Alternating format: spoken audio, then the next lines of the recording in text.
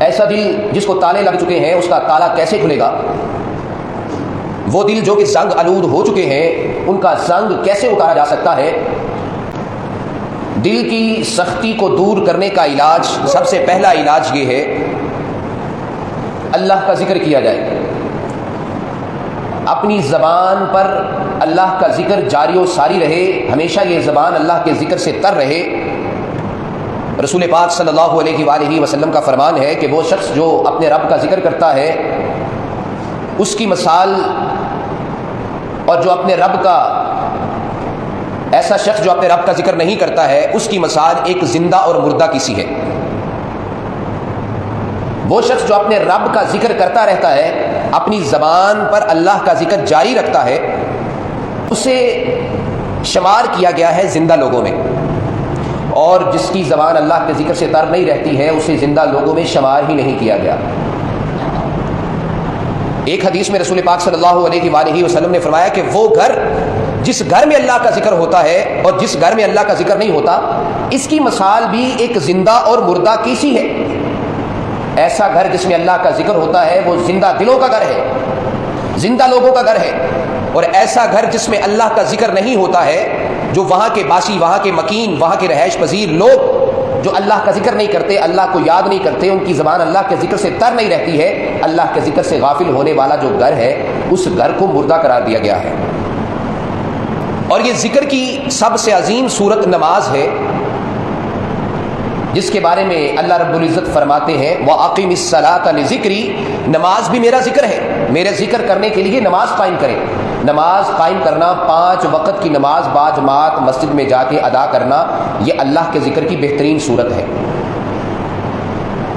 اور پھر جو ہے وہ نفل نمازوں میں سب سے بہترین نماز تہجد کی نماز ہے۔ تہجد کے وقت اگر ہم یہ چاہتے ہیں کہ ہمارے دل کی سختی دور ہو، دل کا زنگ اترے، تہجد کے وقت بھی اٹھا کریں۔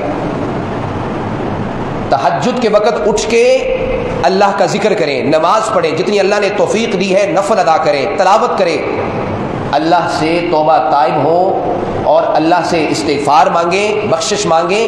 اس وقت جب ہم اللہ کے حضور کھڑے ہو کے دعائیں کریں گے تو انشاءاللہ یہ بھی ہمارے دلوں کو لگا ہوا تالا کھولنے میں مدد کرے گا۔ صحیح حدیث ہے، رسول پاک صلی اللہ علیہ وآلہ وسلم نے فرمایا جس نے اپنی نمازوں کی حفاظت کی، بالخصوص فرض نمازوں کی، لم یکتب من الغافلین، اس کو ہم غافل نہیں کہہ سکتے۔ نمازیں پڑھنے والا، باجماعت نماز کا اہتمام کرنے والا، اس کو ہم غافل نہیں کہہ سکتے، اس کو ہم پیسو نہیں کہہ سکتے، اس کو ہم سویا ہوا نہیں کہہ سکتے، اس کو ہم مرا ہوا اور مردہ نہیں کہہ سکتے۔ وہ زندہ ہے، ایکٹیو ہے، اس کی ایکٹیو پارٹیسپیشن ہے، زندہ لوگوں میں اس کا شمار ہے۔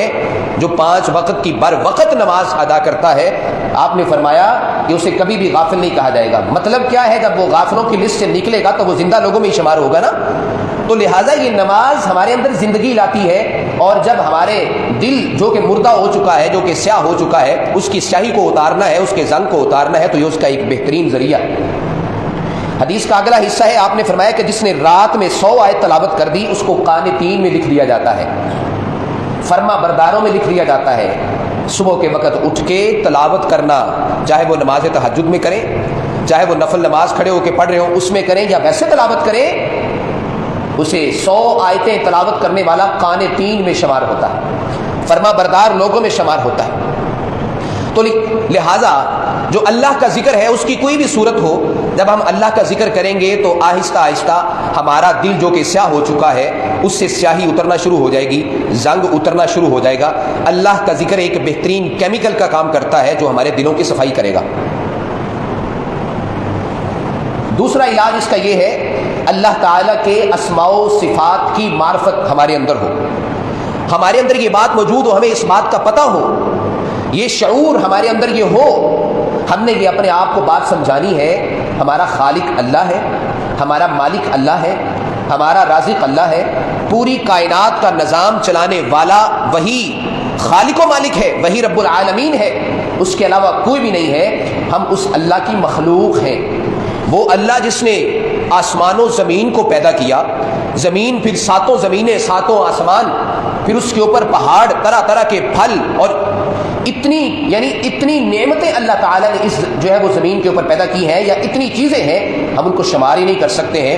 اتنے بڑے بڑے پہاڑوں کو پیدا کرنے والا، زمین و آسمان کو پیدا کرنے والا، آسمان کو بغیر ستونوں کے کھڑا کرنے والی وہ ذات، وہی اس کے لائق ہے کہ اسی کی عبادت کی جائے، اسی کے سامنے جھکا جائے، اسی کے سامنے سر تسلیم خم کیا جائے، اسی کی اطاعت و فرما برداری کی جائے، اس کے علاوہ کسی اور کی بات نہ مانی جائے. یہ ہم نے اپنے آپ کو سمجھانی ہے. جب اللہ کا خوف، اللہ کا تقوی، اس کی صفات کی معرفت ہمارے اندر آنا شروع ہو جائے گی، ہم اپنے آپ کو یہ بات سمجھا دیں گے کہ اللہ رب العزت کی مخالفت کریں گے تو ذلیل و رسوا ہو جائیں گے. اس کے برابر ہم کھڑے نہیں ہو سکتے، اس کا مقابلہ ہم نہیں کر سکتے، اس کی ہمیں ماننا پڑے گی کیونکہ ہمارا خالق وہ ہے. تو لہٰذا یہ دوسرا علاج ہے اپنے دلوں سے زنگ اتارنے کا، کہ اللہ کی اسماء کی، اس کی صفات کی معرفت حاصل کر کے اپنے آپ کو راہ راست پہ لانے کی کوشش کریں. تیسرا علاج یہ ہے موت اور قبر کو یاد کرنا. رسول پاک صلی اللہ علیہ وآلہ وسلم نے فرمایا کہ لذتوں کو توڑ دینے والی یعنی موت کو کثرت سے یاد کیا کرو. جب ہمیں یہ بات اچھی طرح سمجھ آ جائے گی کہ اس دنیا میں ہم ہمیشہ رہنے کے لیے نہیں آئے، بالآخر ہمارا سفر ختم ہو جانا ہے، ہم نے اللہ کے حضور پیش ہو کے جو کچھ اس دنیا میں رہتے ہوئے صبح شام میں دوپہر میں 24 گھنٹوں میں ہر سیکنڈ ہر لمحے میں بلکہ ہر سیکنڈ کے 24ویں ہزارویں لاکھویں حصے میں بھی جو کام کریں گے وہ اللہ اس سے باخبر ہے، وہ ہر چیز آن دا ریکارڈ ہے. ہم نے اپنے ہر عمل کا، ہر ایکٹیویٹی کا ہم نے حساب دینا ہے، اس کے روبرو پیش ہونا ہے. جب ہم اپنی موت کو یاد کریں گے، اس کو ذہن میں رکھیں گے، اور پھر یہ بھی ہمارے ذہن میں ہوگا کہ بالآخر ہم نے قبر میں جانا ہے اور قبر میں جا کے اپنے اعمال کا حساب دینا ہے، اور قبر میں اچھے اعمال کیے ہوں گے تو روشنی ہوگی، ورنہ تاریکی ہی تاریکی ہے قبر میں. تو ہمیں اچھے اعمال کرنا ہے. تو یہ موت اور قبر کو یاد کریں گے تو انشاءاللہ آہستہ آہستہ جو زنگ آلود دل ہے تالے کھلنا شروع ہو جائیں گے. چوتھا علاج قرآن کریم کی تلاوت کرنا اور اس میں غور کرنا، تدبر کرنا، غور و فکر کرنا. قرآن مجید کی تلاوت کرتے ہوئے جو آیات پڑھ رہے ہیں نا، ان آیات کا ترجمہ بھی دیکھ لیں. ان آیات کے اندر بات کیا کہی جا رہی ہے، کیا بات سمجھائی جا رہی ہے، ذرا غور و فکر کر لیں. قرآن کریم کی آیات کو جب ہم تلاوت بھی کریں گے اور ساتھ اس میں غور و فکر کریں گے، تدبر کریں گے، سمجھیں گے، تو انشاءاللہ ہماری آنکھیں کھل جائیں گی. جب آنکھیں کھلیں گی تو لازمی بات یہ ہے کہ ہمارے دلوں کے تالے بھی کھلنا شروع ہو جائیں گے. قرآن کریم کی تلاوت اپنی جگہ اس کا اجر و ثواب ہے. قرآن کریم کی تلاوت اگر بغیر ترجمے کے بھی کی جائے تو بڑا اجر و ثواب کا کام ہے، لیکن صرف اسی کو ہی سمجھ لینا اور اس میں اس کی آیات میں غور و فکر نہ کرنا، ہمیں بات کیا کہی جا رہی ہے، ہمیں سمجھایا کیا جا رہا ہے، کون سا واقعہ اللہ تعالیٰ ہم سے شیئر کر رہے ہیں، کون سے اصول اور ضابطے اللہ تعالیٰ ہمیں بتا رہے ہیں کہ یہ کام کرنے والے ہیں، یہ کام نہیں کرنے والے.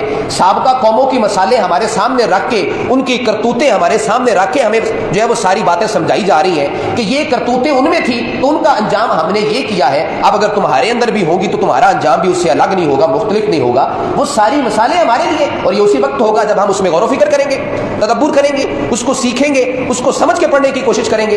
اس کے لیے لازمی نہیں ہے کہ کوئی ترجمہ کلاس باقاعدہ طور پہ آپ اس میں شامل ہوں پھر ہی آپ اس کو کریں گے.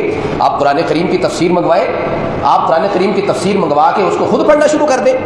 تفصیل سے پڑھنے کا اگر ٹائم نہیں ہے تو مختصر تفسیر منگوا لیں، اس کو پڑھنا شروع کر دیں. لیکن تفسیر جو ہے وہ مطلب صحیح ہونی چاہیے، اتھینٹک ہونی چاہیے، قرآن و سنت پہ مبنی ہونی چاہیے. جب ہم اس کو پڑھیں گے، اس کا ترجمہ پڑھیں گے تو ہماری آنکھیں کھلیں گی. ہمیں تب پتہ چلے گا ہمارے اس دنیا میں آنے کا مقصد کیا ہے. ہمارے دلوں کے جو تالے لگے ہیں وہ اسی وجہ سے تو لگے ہوئے ہیں. ہم صرف قرآن کریم کی تلاوت کرتے ہیں برکت کے لیے، برکت کے لیے ہم اس کو پڑھتے ہیں. ضرور اس کو پڑھنا چاہیے، اس کی تلاوت کا اجر و ثواب بھی ہے، اس کو حفظ بھی کرنا چاہیے. اس کا مقام، حافظ کا مقام، اس کی تلاوت کا مقام اپنی جگہ. لیکن جب ہم صرف اسی پر ہی تکیہ کر بیٹھیں گے اور اس کو سمجھنے کی کوشش نہیں کریں گے تو پھر ہمارے لیے اندھیرا ہی اندھیرا، تاریکی ہی تاریکی. ہمارے دلوں کے تالے نہیں کھلیں گے، ہمارے دلوں کے تالے اسی طرح لگے رہیں گے. موٹیو نہیں ہوگا ہمارے لیے کہ ہم راہ راست پہ آ سکیں. تو لہٰذا دلوں کا تالا کھولنے کے لیے چوتھا علاج یہ ہے قرآن کریم کی نہ صرف تلاوت کریں، اس میں غور و فکر بھی کریں اور تدبر بھی کریں اور اس کو سمجھ کے پڑھیں.